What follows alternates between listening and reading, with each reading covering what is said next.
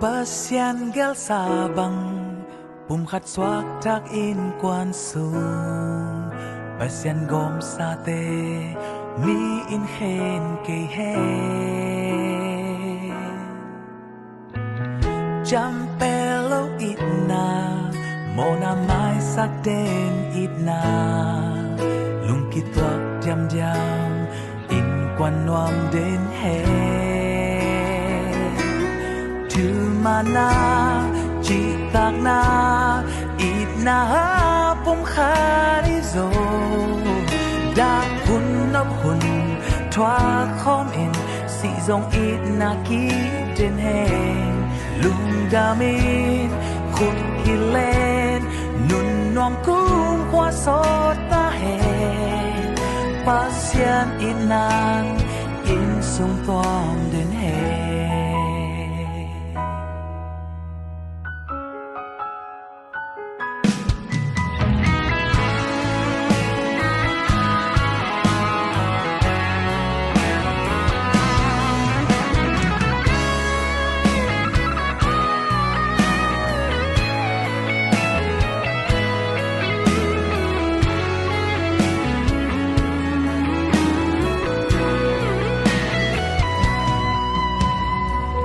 Pasyan gel sabang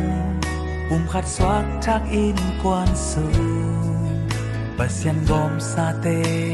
mi in hen kay hen Jampelo itna Mona mai sak den itna Lungkit wak jam jam Ite niya inte pau ite mồ bôi bỏ nó thì nga nha anh in tẹp tê nè anh gọt mà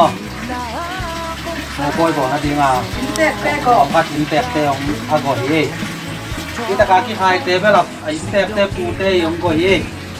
cuốn bao tê ông gọi gì ăn độc na nun nuam kum kwa sot ta hen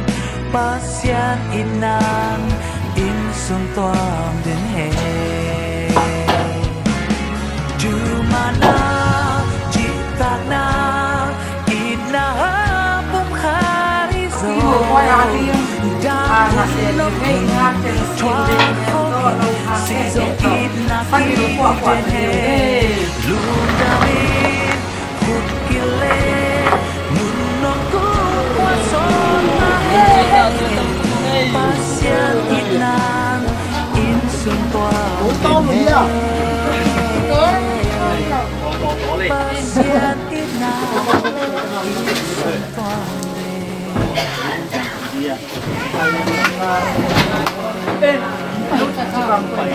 Lúc mà không là phải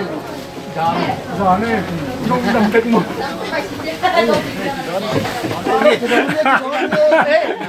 lúc chỉ cần nó phải chỉ cần nó phải gian nia phải đi mà lại sách ngón mà nghỉ câu mù là bỏ lòng chân nghỉ Ivan quỷ là đi in mà in không phải follow dia betul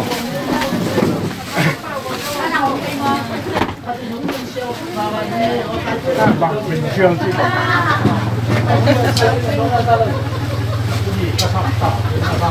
Ui thế Jangan tempai tempat apa đây đây mất rồi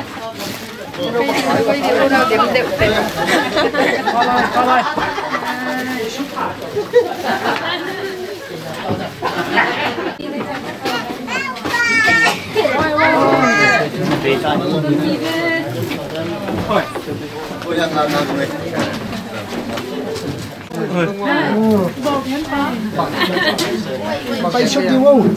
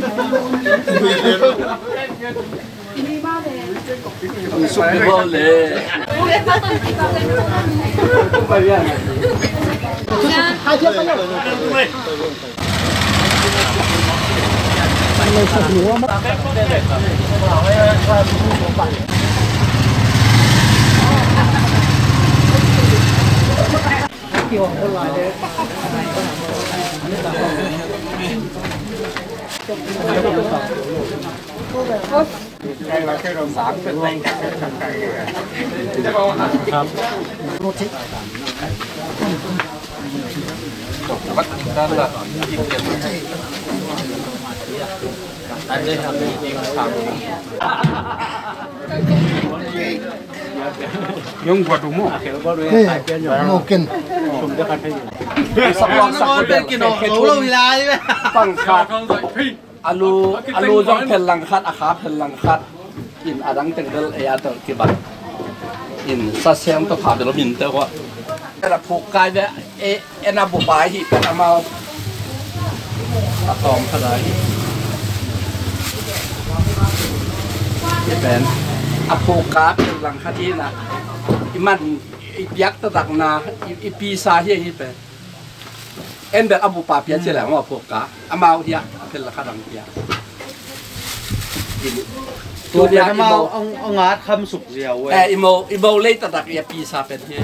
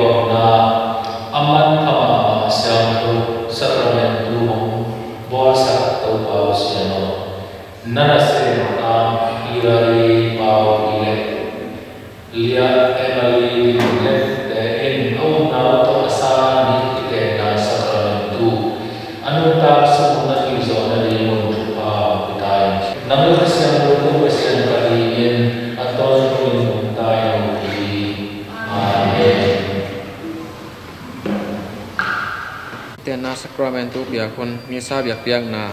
lai chang thau musa pian chil lai chang thau songpan simna hi to pa pasianin mi pa ama tuak atangom ding hoi lo hi ama ki thua pi ding ahu ding khat ka bol ding hi achi hi to hi changin to pa pasianin ngam sum ganing khem pe ule huilak basa te khem pe leito bola mi ba in to te bang a chi hiam chi in a thei na ding in mi ba kyanga to te apai pi hi to hi chiang in to pa sia ni mi ba i musik saka ama i mo lai ka ana ko te thang lai to man be sa tak to ani musaki to hi chiang in pasalen anu pa sia in azi to ki ko mi nga ama te chi khat kun tha so pi mu hi mi pa le azi a ko ta mi na wa a hi ha min mai so lo hi pasian ka ma hi Tupa Zakarin Amalam Pisi Gendel Tupa Ngami Ayi Tupa Zakarin Amalam Pisi Gendel Tupa Ngami Ayi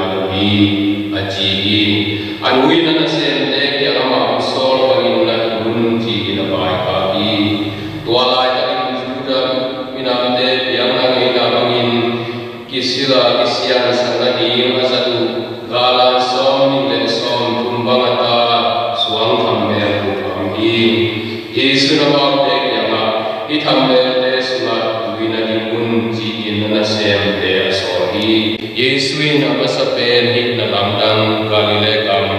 kanan kopi Maria Paul ahi into pandang alay siya to ahi Pau pila dinlet tei bukas wana sakramento pasya mai por imale pipi maya mau teti siang na koi siang po sakramento sana koya iko na te masana ite na amau te na at ete huay siang inkuan Christian inkuan de aswata ina ama sapena punya sana ina isoni Ibang na ite na sakramento sa sial na igen sa te lai siang usumina ite tham yang kalamen mai bahaya ite na ite di rupa te betumina ite na mi mal kaccia leo e patalia te na so ite na I mita su inkuan si betumima inkuan luina mai wa ikar sa pero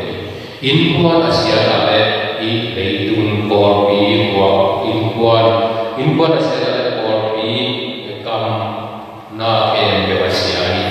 eite na sikam bi yung tauna ka I inkuan isia ipo bingsong ide I lai sa ko na isim tak siang na lai sa ko masahan bang hiyam kita kena asia ni ibaci na bi te apon sia Amasana ikani te bate sumete ulaka le masate ulaka akamta masate jini mete bate ori na kani sumina to na mipa be om di te mipa jingro ma ama ya om di ko isamo ai kana asiana ama di isam sama lume ilo itu bina lume kapoli jina isai di Paris ko isai na to kisai por pina mil sia na ite ke pe katu pi pe pe to kita jana influence wan mute pa te na ta te patta na de ba chi patta ri por pi uni na to kitu kina patta ri por pi na ina por lai san to kun to ni na patta na to kitu kina e te na wa te so missionary kisepi inu ba te na influence missionary Now bang te di na ay kile inkuan ang te di na missionary ay di tatana lugar asep yo to be ma makati. Bakit tatjana ipol pi na inkuan ji tatjana dene na to ka pa pi na masala gen ma na domestic church inkuan for pi ji na gen ni por pi tia tia da ji ni to inkuan me to be ma ay mana inkuan ho le ibe ho ni ibe mu ho ni ko su ho ni ko sunu ile I kam ko ini gam ko ile leitung ko ini in kwan isian na le leitung asiai bai in bahang yang cile in kwan so ila kile na te ke ko mo mai sang lai so te to te ke pasian ko to te ke pe ite na isin masak na pe sa in pi piakin pi mun pi hari pasian pa isin na gente na Paul Kharina in kwan so apa tasia ina in kwan so kum khang nau te na asia te ni gen te na in kwan so pasia te na ti na a thu bi ma mai ji Bishop Fulton Jeshin ge ni pangyam ji le pasia le chen na ne to pu ma yang men I bakteria pasal di na pen pasien semua. To kita jangan membaiki na asal bisa di pasien na kabe bakteria kalau do mate harusan ta ge. Ai zona pan kabe te bakteria ide to kinute ne mama putik mama he ina to kiti to te pen lu te ye pan pai ni. In kwan so lu le pa to ong kho akhang khom te na pasien ji pen sa te pe chỉ nông nam toàn tất cả ông cô đem vào chỉ là hệ thuộc em để nằm bá bên bằng chỉ bá muốn dùng đi khôn lâu đi ngay cái lệ bá bằng dùng khôn lâu đi và tất cả ông bác sĩ để nằm bá chúng tôi là nó thấy hay mình bác sĩ để cũng dùng cái lâu đi tua bằng bảy là đủ cái chỉ về bằng cái tình nuôi nuôi nhân hệ bị nó này mi he mi the ina tua ho ina na ina in quan sum ban nu sum ban nu piang ban na ga ina ma te mi he mi the na ye yo chin ji tua te kong na ga le pasia ha sa na ma ba ni chi na ni bishop ka na ga ge ni chi na na in quan sum nu le pa om ni ta te om ni tu ni sim la nu nam na lai sa na sa ke se ta te lai sa thong ni na sa so ta te itero ma in quan present in quan present ta ni koi si ba na ka so ni ji tu ni na te na Holy Family ji na or pin song or sa tu kita jana tu ni nu nam na lai sa na sa isa kana mo poya to ba Yesu ko anu ni te ho to ba Yesu ni to lu Maria sa ko aki pe amau te ki sa mai hinun ta na ki te na mi ta su su ba to ba Yesu te in quan Yesu Maria Joseph te in quan om ke le hak sa ba ma ri ita kana mo pa to ba Yesu om to lu mo ma hi ma na amau te ki sa ba hi lenga zu pe to ba Yesu na om sa in quan suwa ki teng sa tu tu lai ta mi in quan te so ki lai so ya ji hak san na na to chia no te I hi thei sa na ki bin sen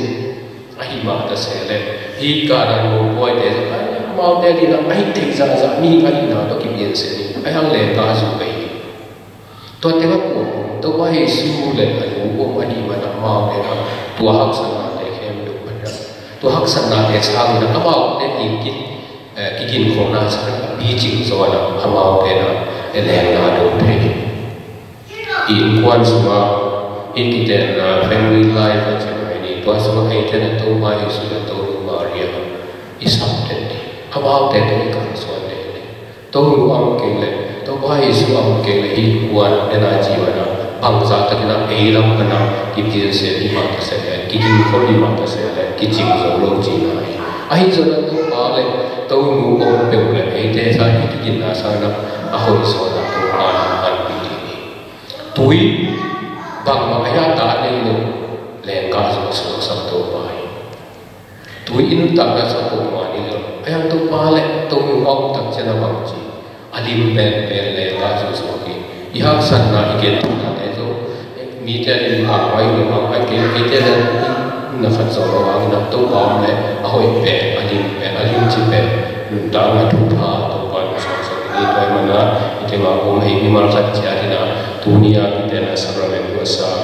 hilari le em ni te nun ta na sa ma te nun ta na sa to le to pa asyam tho Yesu Maria Joseph te wan wan te huai Christian wan te na swa sa na thu nge na ei te ma ko le pa la te zo in quan suma asyam tho a en huai Christian wan te so te na ding na ni sa pia te na thu nge ko chan ni Kami sangat jauh kita hisap ibarat tu te maya tu bangsanin note kita bersama ucap te na yang mandingin note ni dia bina numpai ni to pai na sama tu sohna komisian sausak kita sabaran tu tu bina kham sakin tha wani tu ni nadum simkem tu wasian maya korbi maya nom pula adiun Why zong thok thok to iloi no te ge ki na tu to te na sa ba no to sa li ni hilaya ba ni ya no te na han to ko min ki na le za ka na ni ya no te siam te siam na ba li mo pa ni manum na ta la khu ki le ni to ba se na ko ki maya na ki tu na u om pula ku Kima Hilary Hamsen Pau in Nama Ngaleng Tian Den Pen Tuman Ketak To Tesi Ingin Kongai Natunga Kan Kontuk Ina Le Zatang Ngabong Nili Ngam Nele Kong Mame Kong Kong Najidam Kong Kita Le Nagam Lo Kong Kita Le Jampe Loin Kong Ten Bip Den Ingin Ji Kong Kita Ni Kima Hilary Konglen Divin Nama Hilary Kamsem Pau Pen Tuman Ketak To Kapasal Ding Kongai Natuma kakanton tu binale sabanga kongne dinga lekne kom ngol kom nachidam hun hetale nadam lo hun hetale champe luin kompen pi thunji hi chi kom gi jam All Maya nakikitin na uto bausan siang bertakin ng kipsa hela lobe na tuhan kung katahe masih bausa de kung katahe amen.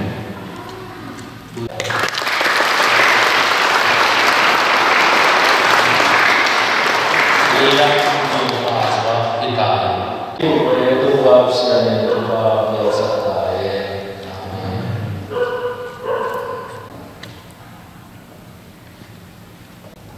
Emily vùng lên điểm ỏ thế mà cũng hiện là này cũng cái chạm là điểm là đi cái giống buồn mà nó bao cái sáng của mình tao sáng nghe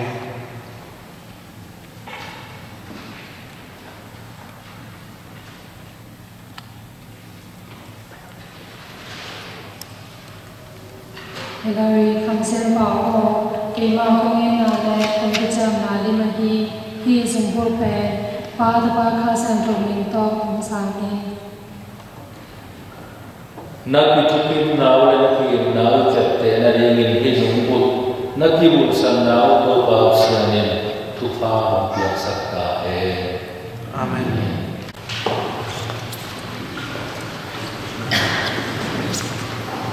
Ngomong mapayin sate utung abai pote asim nawa Kristu to pale mukon pi omil nate sinong nanong simon biyak sananin tufa manam sa'in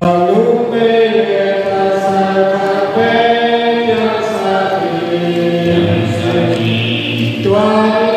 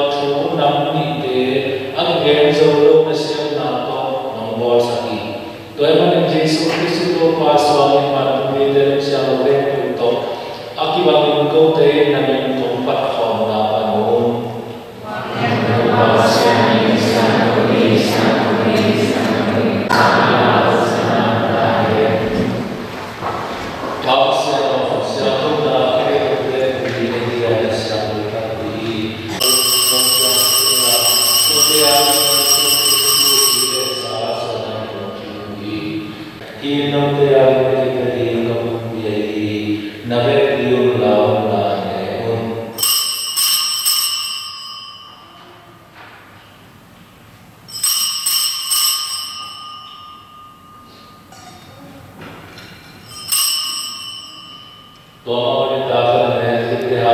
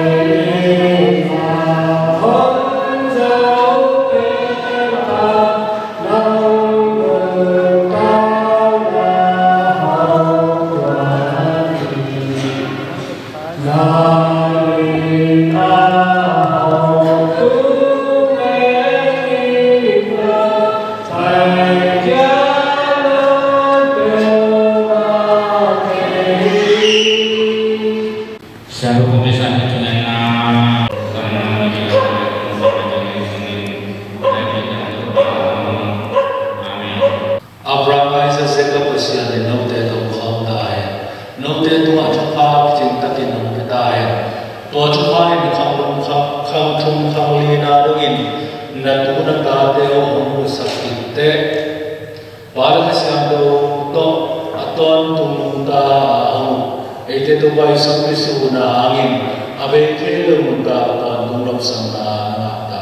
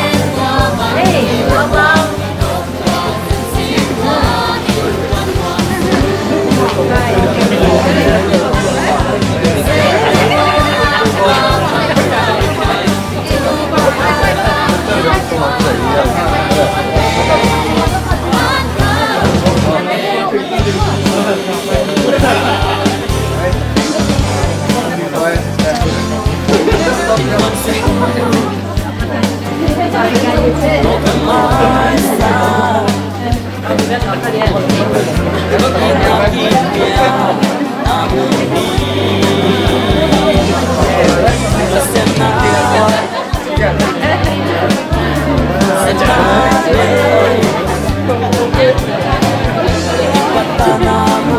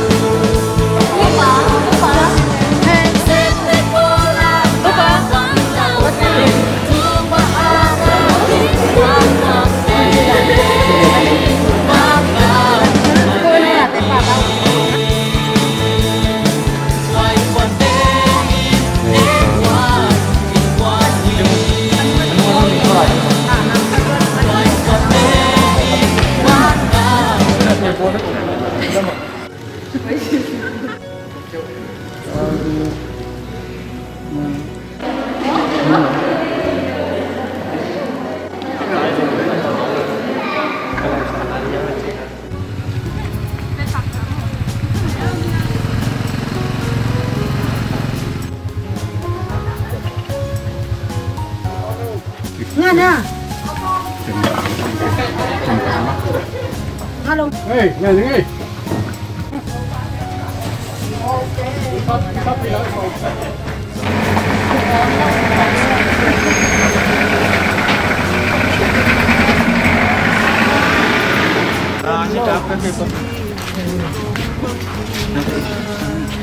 Udah bab wala mambak pakai. Sama bikin langsung bang deh. Nó phải có đi để cái mình mở cái phốt lên langsung. Cái gì? Bang phốt lên đâu phải đâu. Phải đâu. Mau pen nó chịu ra lên. Nó mà pen ơi. Cái nắng sàng chưa bạn? Nó đang thở.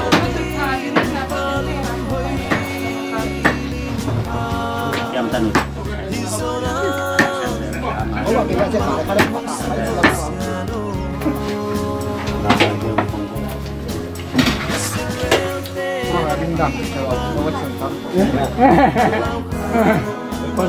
Bằng con văn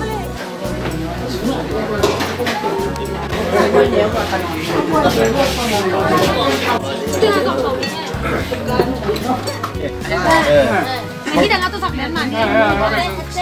Chỉ đến tiền nằm sọc đây ba. Em nhanh đi của anh.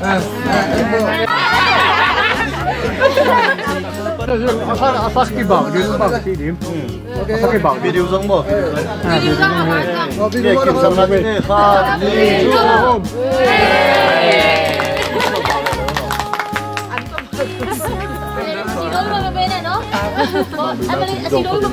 Bằng đúng nào chiếu đấy.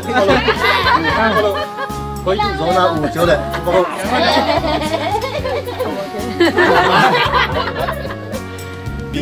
Để kiểm soát đi chung.